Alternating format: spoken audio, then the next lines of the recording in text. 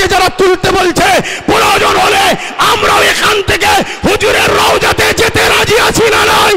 সত্যি করে বলুন, রাজি আছি না নয়? উঠে দাঁড়ান, কারা যেতে পারবেন? উঠে দাঁড়ান, উঠে দাঁড়ান, কারা যেতে পারবেন? দিল্লিতে শুধু চিল্লাতে যাব না, দিল্লিতে শুধু চিল্লাতে যাব না, যারা সংবিধান ও দেশকে মিটাচ্ছে তাদেরকে নামাতে আমরা যাব, রাজি আছে। ওয়াকফ বিল এত সহজে তো করতে দেওয়া যাবে না, তাতে লক্ষ যুবকের বুকে তাজা দিতে, রক্ত দিতে হলেও আমরা দিতে রাজি আছি, রাজি না? রাজি নয়। কিন্তু এরপরেও আগামী দিন শুধু রাস্তায় দাঁড়িয়ে দাঁড়িয়ে আমরা লড়াই করবো কেন? রাস্তায় দাঁড়িয়ে দাঁড়িয়ে কতবার চিল্লাবো? তাই আগামী দিন সেন্টার হোক, রাজ্য হোক, সব জায়গাতেই আমাদের পক্ষে উপযুক্ত পায়া দাঁড় করিয়ে রাখা দরকার আছে না নয়? আছে না নয়? শিক্ষা অর্জন করুন, জানুন, না জানলে জেনে নিন। যেখানে অন্য কারো সাধারণ জায়গা থাকবে, মন্দির তো অনেক দূরের কথা, সাধারণের একটা জায়গা আছে, ওই জায়গাকে কেউ যদি জোর করে মসজিদ করে, ওইখানে নামাজ হবে না। কেন? বাঁচাবার জন্য লড়াইয়ের দরকার আছে না নাই? হাত তুলে বলুন, লড়াইয়ের দরকার আছে না নাই? একদিকে যেমন ওয়াকফ বাঁচবে, অপরদিকে সংবিধানের ঐতিহ্যটাও বাঁচবে। হাত লম্বা করে তুলুন, দরকার আছে না নাই? প্রয়োজন হলে আমরা ব্রিগেড যাব, আপনারা প্রস্তুত আছেন? হাত তুলে বলুন, প্রস্তুত আছেন? প্রস্তুত আছেন? হাত নামান। ওই কে কে আসবে প্রশ্ন করবেন না, কে কে আসবে প্রশ্ন করবেন না। আমি একা থাকবো, সঙ্গে আওলাদে আল্লামা থাকলে অসুবিধা আছে আপনাদের? হাত তুলে বলুন, অসুবিধা আছে? কলকাতায় ভিআইপি জায়গা ওয়াকফের, রাজ্য সরকারের আজকে আমলা বলেন, নেতা লিডার বলেন, তারা সব দখল করে বসে আছে। তারা আবার ময়া কাঁদা নেবে, কাঁদছে মুসলমান, চিন্তা করুনি, আমরা তোমাদের ওয়াকফ বাঁচিয়ে দেব। শেষ কথা বলে যাই, নিশ্চয়ই আপনারা শুনেছেন সুলতান হিন্দ গরিবে নওয়াজ খাজা মঈনুদ্দিন আজমিরি, জিনার দরবারে আমরা লক্ষ লক্ষ মুসলিম হিন্দু সবাই যাই। আর গত 14 বছর ধরে আমার দেশের প্রধানমন্ত্রী তিনিও চাদর পাঠাচ্ছে। আরে কত বড় আপনি নিমক হারাম, আপনি নিজে চাদর পাঠিয়ে সেই বাজারটাকে আজকে ভাঙার চক্রান্ত করছে। আমি যুব সমাজকে জানতে চাই, শুনে রেখে দাও, গরিবে নওয়াজ তিনি, যিনি তিনার ইশারায় ঘোড়া বসেছিল, সেই ঘোড়াকে তোলার এমন করে সেই সময় ক্ষমতাশালীদের ক্ষমতা হয়নি। আজকে গরিবে নওয়াজের মাজারকে যারা তুলতে বলছে, প্রয়োজন হলে আমরাও এখান থেকে হুজুরের রওজাতে যেতে রাজি আছি না নয়? সত্যি করে বলো, রাজি আছি না নয়? উঠে দাঁড়ান, কারা যেতে পারবেন? উঠে দাঁড়ান, উঠে দাঁড়ান, কারা যেতে পারবেন? দিল থেকে বলছেন যেতে পারবেন? যেতে পারবেন?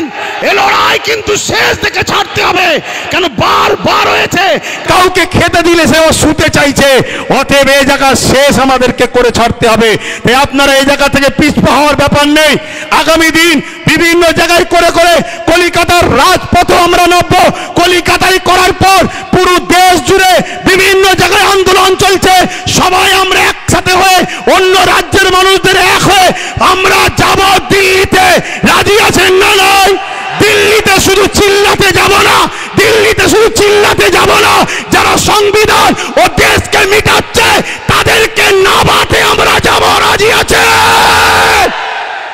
আমি বুঝাতে চাইছি, এভাবে যদি পুরো দেশ জুড়ে আমাদের গোটা 20 যদি এমপি থাকতো, যখনই বলেছিল ওয়াকফ সংশোধনের নামে এই এই এই এই বিল হবে, ওই গোটা 20-র মধ্যে থেকেই একজন উঠে চেয়ারটা ছুঁড়ে প্রথম মার। কেন? তুই দেশের সংবিধানের বিরুদ্ধে কথা বলছিস। কিন্তু আমাদের তো কেউ নেই বাপ, আমাদের তো কেউ নেই, সব হাতছাড়া করে ফেলেছি।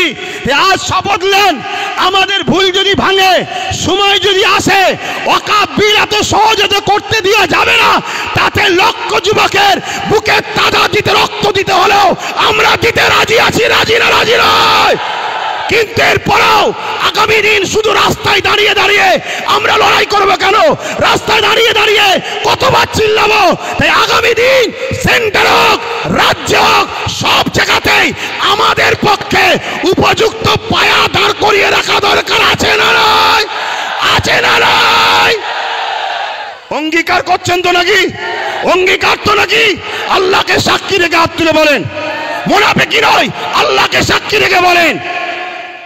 আজকে বড় দুঃখ, আজকে বড় আফসোস, একটা কেউ আমাদের বলার নেই। ওয়াকাব নিয়ে বলবে কে? আমাদের কেউ নেই।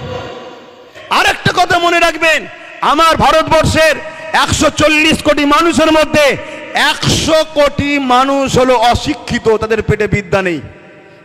এ বিদ্যা দেওয়া হয়নি ইচ্ছা করে, তাদেরকে ইতিহাস পড়ানো হয়নি। তাদেরকে যে ইতিহাস পড়ানো হতো তাহলে তারা বাবর, আকবর, হুমায়ুন এ দেশের জন্য কি করেছে সেটা জানতে পারত। অবশ্যই বাবর, আকবরের সাথে আমার কোনো সম্পর্ক নেই, কেন তারা ছিল রাজনীতির নেতা, আমরা ধর্মগুরুর লাইনের মানুষ।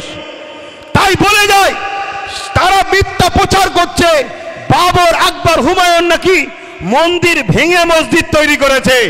আরে শিক্ষা অর্জন করুন, জানুন, না জানলে জেনে নিন। যেখানে অন্য কারো সাধারণ জায়গা থাকবে, মন্দির তো অনেক দূরের কথা, সাধারণের একটা জায়গা আছে, ওই জায়গাকে কেউ যদি জোর করে মসজিদ করে ওইখানে নামাজ হবে না। কেন? জোর করে ধর্ম হয় না, জোর করে গুন্ডাগিরি হয়। ধর্ম আর গুন্ডাগিরি দুজনে একে অপরে কখনো এক হতে পারে না। কিন্তু আজকে এইভাবে আমার দেশের একটা সমাজকে ভুল বুঝিয়ে দেশের মানুষের মধ্যে বিভাজন লাগিয়ে দিল। এটাই হলো আজকে কেন্দ্র সরকারের একটা ষড়যন্ত্র। এর বিরুদ্ধে আমাদের সংগ্রাম সোচ্চার হওয়া দরকার আছে না নাই? তাহলে ওয়াকাফ বাঁচাবার জন্য লড়াইয়ের দরকার আছে না নাই? হাত তুলে বলুন, লড়াইয়ের দরকার আছে না নাই? একদিকে যেমন ওয়াকাফ বাঁচবে, অপরদিকে সংবিধানের ঐতিহ্যটাও বাঁচবে। হাত লম্বা করে তুলুন, দরকার আছে না নাই? এই একটা মিটিং করে দিলেই কি হয়ে যাবে? কথা বলুন, একটা মিটিং করে দিলেই হয়ে যাবে? এই বাঁচাবার পন্থা আছে, হাত নাবান, বাঁচাবার পন্থা আছে।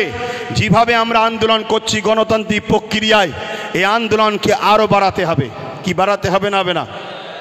এইটা প্রতিটা জায়গায় করে করে আমার ভাই বলছিলেন যে আব্বাস সিদ্দিকী ভাই, অনেকে বলছে যে এত দেরিতে নামলো কেন? না বন্ধু, যখন তুমি কিছু জানতে না ঘুমোচ্ছিলে তখন ওয়াকাফ সিগনেচার হয়েছিল, ভোটাভুটি হয়েছিল। সেই সময় কোনো দাদা, কোনো মুফতি মাওলানা কেউ নিজের বাড়ি ক্যাম্প তৈরি করে মানুষের ফরমে সই করায় না, সেটা আব্বাস সিদ্দিকী করেছিল। শুনে রাখো, তাতে ভোটাভুটি সিস্টেমে 50 লক্ষ লোকের স্বাক্ষর চেয়েছিল, সেটা 3.5 কোটির ওপরে লোকের স্বাক্ষর হয়েছিল। সেটা আমি আমার বাড়িতে ক্যাম্প তৈরি করে মানুষকে দাওয়াত দিয়ে খাইয়ে সই করিয়েছিলাম যে ওয়াকাফের বিরুদ্ধে সই করো, যে আমরা ওয়াকাফ বিল চাই না, আমাদের যেটা আছে সেটাই থাক। বুঝে আসছে? দ্বিতীয় নম্বর কথা শোনো, আজকে এইখানেই শুধু শেষ করে দিলে হবে না, প্রতিটা জায়গায় করে করে, প্রতিটা জায়গায় আন্দোলন করে করে আমাদেরকে পশ্চিম বাংলার রাজধানী কলকাতায় যেতে হবে। প্রয়োজন হলে আমরা ব্রিগেড যাব। আপনারা প্রস্তুত আছেন? হাত তুলে বলুন, প্রস্তুত আছেন? প্রস্তুত আছেন? হাত নাবান। ওই কে কে আসবে প্রশ্ন করবেন না, কে কে আসবে প্রশ্ন করবেন না।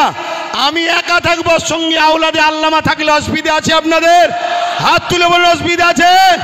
কেন? আমরা জানি, আমরা জানি, ইতিহাসের পথে সাক্ষী দিচ্ছে, যতবার আমরা লড়াই করেছি, সংগ্রাম করেছি, সংখ্যা বেশি হলে আমরা জিতিনি, আমরা সংখ্যা কমে জিতেছি। সংখ্যা বেশি হবে আর তার মধ্যে যদি মুনাফেক ঢুকে যায় তাহলে আমাদের হার কিন্তু অনিবার্য, হারতেই হবে। কেন? মুনাফেক তোমার ঘরের ঘাঁটি টাটি প্ল্যান সব জানিয়ে দেবে। কেন? আমরা তো দেখছি, আমরা তো দেখছি ঠিক এমনই জিনিস হচ্ছে। সেই প্রবাদ বাক্য আছে না, পাড়ায় চোর পড়েছে, সবাই বেরিয়ে পড়েছে, চোর ধরো, চোর ধরো, চোর ধরো। আর চোরও ওই বিষখানে ঢুকে বলছে চোর ধরো, চোর ধরো, চোর ধরো, বলছে না? বলে না? আরে কলকাতায় ভিআইপি ভিআইপি জায়গা ওয়াকাফের, রাজ্য সরকারের আজকে আমলা বলেন, নেতা লিডার বলেন, তারা সব দখল করে বসে আছে।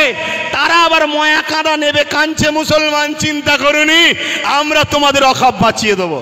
আচ্ছা বলুন, এটা কি ধোঁকা নয়? কথা বলেন, ধোঁকা না? ধোঁকা নয়। কেন? আমরা নাম ধরে বলতে পারি, কালীঘাটে টিপু সুলতানের সন্তানের মাজার রয়েছে, তার কবরের ওপরে দোকান হয়ে গেছে, ওটা ওয়াকাফের জায়গা। আমি বললাম না আপনাদের পীর গোড়াচাঁদ আব্বাসী হুজুরের 900 বিঘে জায়গা আজকে হয়ে দাঁড়িয়েছে কত? 92 শতক। এই লড়াইটা করতে হবে, কিন্তু এই লড়াই কোন গাদ্দার মুনাফেককে নিয়ে নয়।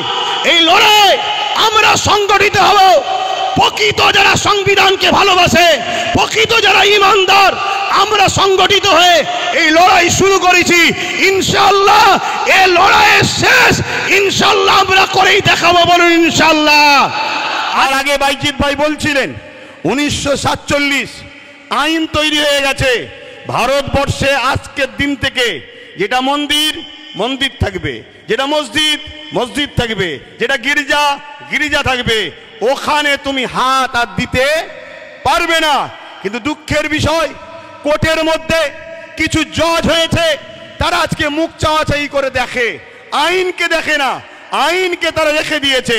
তাই বোম্বাইয়ের এক মসজিদে সার্ভের নামে নোটিশ যেই দিয়েছে, 1.5 ঘন্টার মধ্যে নোটিশ ধরিয়ে দিয়েছে সার্ভের। সেই সার্ভে করতে গেল, মসজিদ কমিটি হেল্প করলো, সার্ভে হয়ে গেল। পরের দিন সকালবেলা সকাল 6টায় আবার গেছে। কেন? গতকাল তো সার্ভে করলেন, আবার আজকে আসছেন কেন? না, একটা অশান্তি লাগাতে হবে, একটা ফিতনা লাগাতে হবে। গতকালকে হয়নি, ওই অশান্তি হলো। সেই অশান্তিতে প্রশাসনের গুলিতে 5টা নিরীহ ভারতীয় জীবন চলে গেল। তার মধ্যে 17 বছরের একজন যুবক, সে গরিব, খেলনা বিক্রি করছিল, তার বুকে যে গুলি লাগলো সেও মারা গেল। এটা হলো আজকের ডিজিটাল ইন্ডিয়া আমার মোদি সাহেবের।